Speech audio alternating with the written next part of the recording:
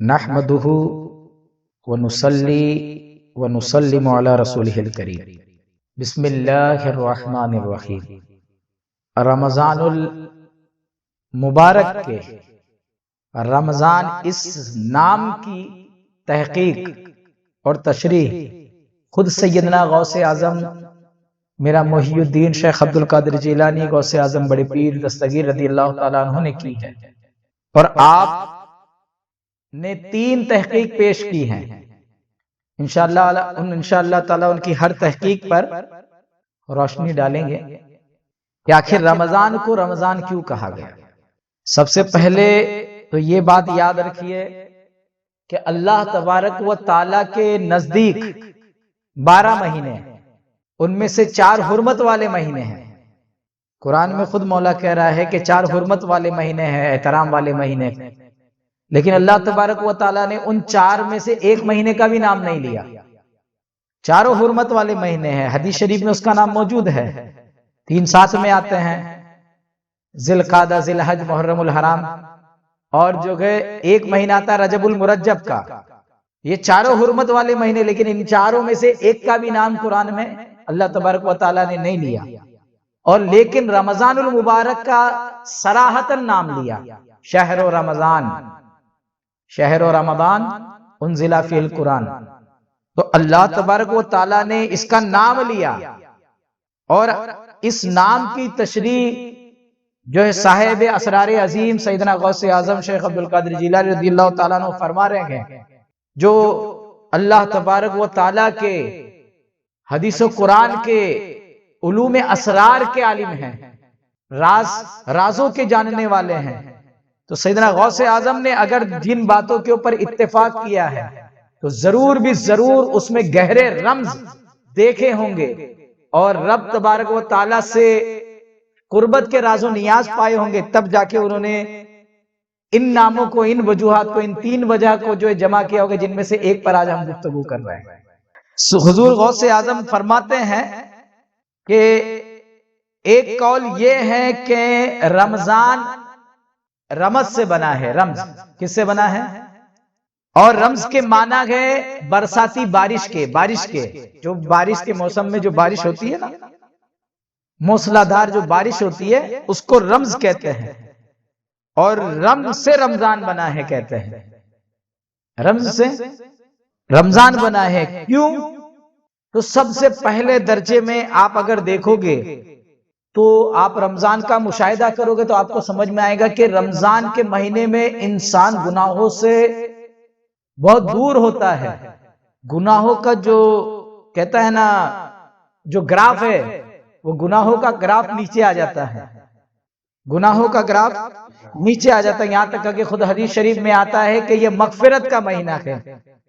اس کے پہلا عشرہ جو ہے رحمت کا ہے، دوسرا عشرہ اس کا ہے، پھر تیسرا عشرہ مغفرت کا، اس طریقے سے جو ہے، تو یہ جو ہے مغفرت کا مہینہ ہے، یعنی یہ گناہوں کو دھو ڈالنے والا مہینہ ہے۔ اس لیے رمز سے بنا ہے کہ یہ گناہوں کو دھو ڈالتا ہے۔ یعنی اب یہ تو بات ہو گئی ایک ظاہر میں کہ یہ گناہوں سے دھونے والا ہے، پھر یہ دلوں کو بھی صاف کر دینے والا ہے یہ مہینہ۔ ہاں، یہ یعنی دلوں کو بھی دھونے کا راز اس مہینے میں موجود ہے۔ آپ اگر پورے رمضان میں جو حضور اکرم نے جو ہم کو ایکٹیویٹیز عطا فرمائی ہیں، جو عمل کرنے کا ہم کو حکم فرمایا گیا، اگر ہم اس کو بغور اس پہ غور فکر کر کے اخلاص کے ساتھ اس پر عمل کریں تو ہمارا تزکیہ نفس کے ساتھ، گناہوں سے اعراض کے ساتھ ہمارے دل کی صفائی بھی ہوتے جائے گی۔ دل کی صفائی ہوگی تو جو گئے، دل کی صفائی ہوگی تو کیا ہوگا؟ دل کی صفائی ہوگی تو دل پہ جو اللہ تبارک و تعالیٰ کے انوار و تجلیات کا مشاہدہ شروع ہوگا۔ تو اللہ تبارک و تعالیٰ رمضان نام کا قرآن میں ذکر کر کے آپ کو فکر دے رہا ہے کہ آخر میں نے ایک ہی نام کو کیوں کہا، تاکہ آپ اس مہینے میں اپنے آپ کو بالکل دھل کر کے صاف ہونے تیار ہو جائے، دھل کر۔ تو جہاں یہ آپ کو گناہوں سے بچنے کی، گناہوں کو تو اپنے زندگی سے دھو دینے کی دعوت دے رہا ہے، وہیں یہ آپ کو اپنے دل کو بالکل دھو کر صاف و شفاف بنانے کی بھی دعوت دے رہا ہے۔ اتنا ہی نہیں بلکہ روح کو تخلیہ کی بھی دعوت دے رہا ہے، یعنی ہر غیر حق سے روح کو جو ہے خالی کر دینا، دھل دینا۔ روح کے اندر روح کو نفس کا تزکیہ ہوتا ہے، قلب کا تصفیہ ہوتا ہے، اور روح کا تخلیہ ہوتا ہے، یعنی اس کو روح میں سے جو بھی آپ غیر اس میں آپ لے کر آ رہے ہو، تمام غیر سے آپ اس کو خالی کر دینا۔ تو آپ کو جو ہے اس کو بھی دھل دینا ہے۔ پھر اس کے بعد کیا ہوگا؟ جب آپ تمام غیر سے خالی ہو جائیں گے تو اللہ تبارک و تعالیٰ کے صفات کا مشاہدہ کریں گے۔ صفات کا مشاہدہ کریں گے تب آپ کو سمجھ میں آئے گا کہ جو رمضان المبارک میں اللہ کی خاص رحمتیں برستی ہے۔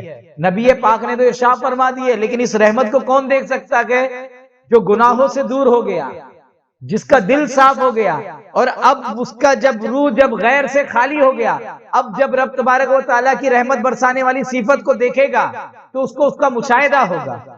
اسی لیے فرماتے ہیں کہ جو ذکر روحی کرنے والا ہوتا ہے تو وہ صفا کرتے کرتے اس مقام پہ آ جاتا ہے کہ اس کو جو ہے اللہ تبارک و تعالیٰ کی رحمت کا بھی مشاہدہ ہوتا ہے، وہ اس کا مشاہدہ کرتا ہے، اس کو باقاعدہ ہر چیز محسوس ہوتی ہے، مشاہدہ کرتا ہے وہ۔ تو یہاں یہ بھی چیز، اور یہاں تک کا کہ رمز کا جو دھو دانا، یعنی آپ اپنی خودی کو بھی دھو دو، آپ کے میں کو بھی دھو دو، آپ کے تکبر کو، آپ کی انا کو دھو دو، یعنی آپ فنا میں چلے جاؤ۔ یعنی فنا میں جانے کا جو راز و نیاز ہے وہ رمضان میں پوشیدہ ہے۔ آپ فنا میں جاؤ اور اس کے بعد یعنی جیسا ہی رمضان کا چاند دکھا یہ آپ کی فنا کی شروعات ہوئی، اور جیسے ہی عید کا چاند دکھا آپ کی بقا کی شروعات ہوئی۔ تو رمضان المبارک فنا اور بقا کا جامع راز ہے، اور وہ راز کیا ہے؟ رمز سے ہے کہ آپ اپنے آپ کو دھل لو۔ تو رمضان المبارک کی جو سرکار غوث اعظم نے جو ارشاد فرمایا کہ رمز سے رمضان بنا ہے، رمز یعنی بارش سے، موسلادھار بارش جو ہوتی ہے، بارش کو وہ رمز کہہ رہے ہیں، تو اگر اس سے جو ہے رمز بنا گئے تو اس میں یہ راز و نیاز پوشیدہ ہے۔ مولا تبارک و تعالی ہمیں رمز اور رمضان کا راز سمجھنے کی توفیق عطا فرمائے۔